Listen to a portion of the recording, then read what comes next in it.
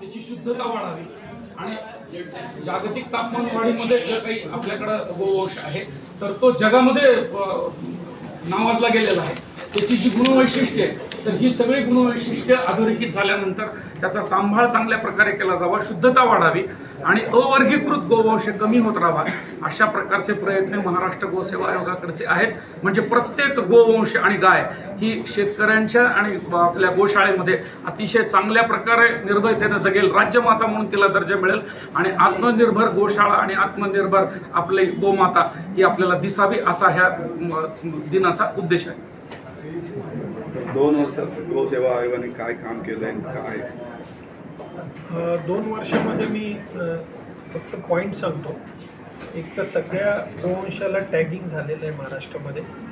दुसरं किती गोशाळा होता त्याचा डेटा नव्हता, तर ते आता 960 गोशाळा आता महाराष्ट्र गोसेवा आयोगाकडे रजिस्टर झालेल्या आहेत। त्यानंतर आम्ही प्रत्येक तालुक्यामध्ये एक गोशाळेला निवाऱ्यासाठी गोवर्धन गोवंश योजना याच्या अनुदान दिलेलं आहे।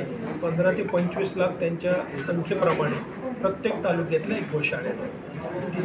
चौथं आम्ही केलेलं आहे की गोमातेला आम्ही राज्यमातेचा दर्जा दिला आहे। तो भारतामध्ये महाराष्ट्र हे पहिलं राज्य आहे की जिथं आपण गोमातेला राज्यमातेचा दर्जा दिला आहे। त्यानंतर आम्ही तालुक्यामध्ये सगळ्या शेतकऱ्यांचे प्रशिक्षण हे पशुसंवर्धन आणि महाराष्ट्र गोसेवा यांच्या संयुक्त विद्यमानाने पूर्ण केलेले आहेत। सगळ्या तालुक्यात 320 तालुक्यात झाले।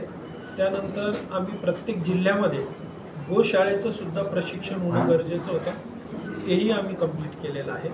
आणि महाराष्ट्रातली सगळ्यात मोठी, मी तर म्हणेल भारतातली अशी योजना नव्हती की इतके 1500 रुपये प्रति महिना प्रति देशी गाय हे अनुदान आपण महाराष्ट्र सरकारने दिलेलं आहे। ते 1 जानेवारीपासून प्रत्येक गोशाळेला लागू झालेलं आहे। त्याच्या पहिल्या फेजमध्ये 560 गोशाळेला त्याचा लाभ मिळाला आणि आत्ताचा आकडा 780 गोशाळा आता सेकंड फेजच्या अनुदानासाठी पात्र झाले।